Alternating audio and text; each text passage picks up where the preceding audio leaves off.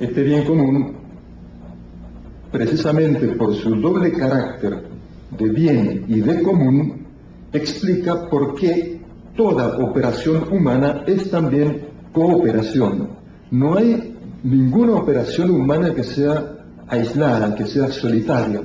Incluso las operaciones más aparentemente solitarias, de alguna manera, siempre implican a un tercero. Esta cooperación, puesto que proviene de un agente libre, necesita ser calificada por la virtud, en este caso la virtud de la justicia.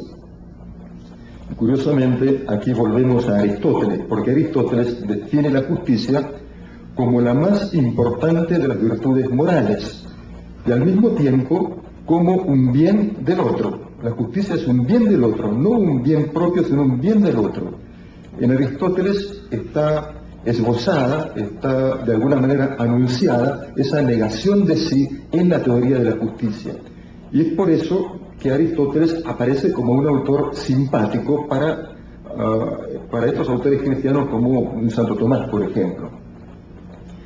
Cabe recordar que a lo largo de toda la Edad Media, el autor griego que se impone no es Aristóteles sino Platón. Aristóteles es un autor sospechoso. Pero dejemos eso a un costado por ahora. Mientras el bien común, entendido fundamentalmente como causa final de las acciones humanas justas, conserva su poder de atracción, la moralidad de las acciones tiene un aspecto fundamental. Estas acciones están descentradas, acciones que buscan no el bien propio e individual, sino permanentemente un bien que está fuera de sí, fuera de uno mismo. Estas acciones están descentradas respecto de los intereses subjetivos. Ellas miran más allá del yo. Por esta razón, no hay en esta ética cristiana nada que se parezca a una teoría del sujeto. No hay teoría del sujeto. Lo que hay en la ética cristiana es una teoría de la persona, que se opone al sujeto. Persona y sujeto no son lo mismo. Sujeto es esa figura antropológica centrada sobre sí misma, que ha perdido el punto de referencia hacia lo otro que sí misma, o sea, que ha perdido el punto de referencia del bien común. La persona, por el contrario, es esa figura antropológica que está en una actitud de apertura hacia lo otro que sí misma. Esto hace que en la política moderna, cuando se acentúa, cuando se exalta la figura del sujeto, al mismo tiempo se exalta lo que el sujeto tiene más íntimo en sí mismo, o sea, la corporalidad, el cuerpo. O sea, de alguna manera, la pérdida de la idea del bien común implica una ratificación de la corporalidad personal. Por eso, me parece a mí, esto es una idea solamente, pero que merecería ser estudiada, que la teoría antropológica propia del sujeto es el psicoanálisis. El psicoanálisis es lo que mejor expresa el sujeto, porque el psicoanálisis, en definitiva, se centra sobre la corporalidad.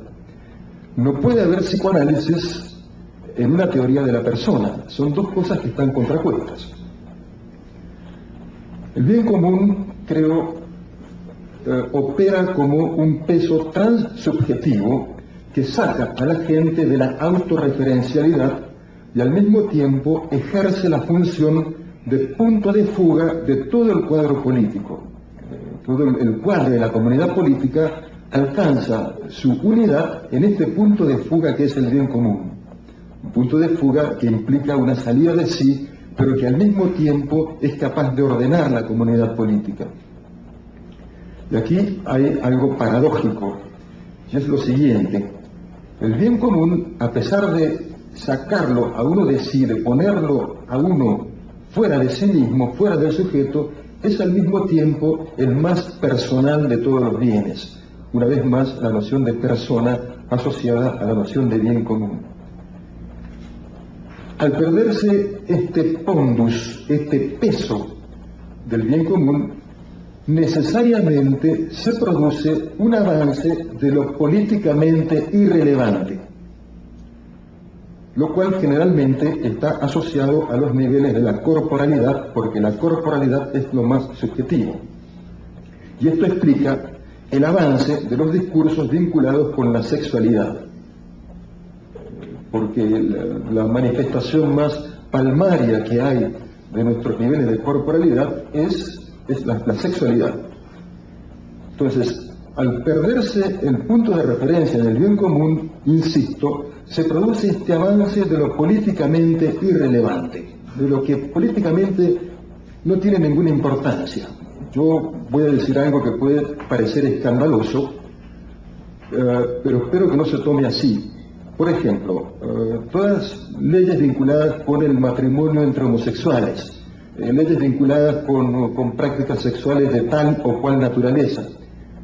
A pesar del escándalo que suelen producir entre las mentes bien pensantes, me parece que estas leyes son políticamente irrelevantes. Estas leyes no tienen importancia política y son un síntoma de que la política no existe, de que la política desapareció, por lo menos una política orientada hacia el bien común. En este sentido, me parece que un autor contemporáneo como Michel Foucault ha señalado cosas muy verdaderas, muy ciertas, respecto del avance de una cierta pansexualidad en las sociedades modernas. Yo tomo Foucault hasta donde se puede,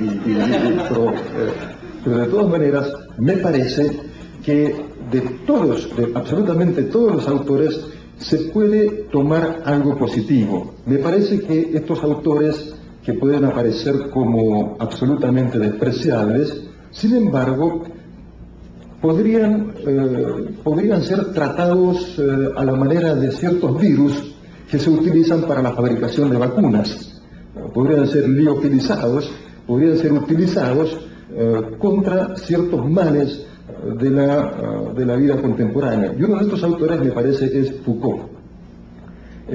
Vivimos contemporáneamente entonces frente al espectáculo de un ascenso de la insignificancia,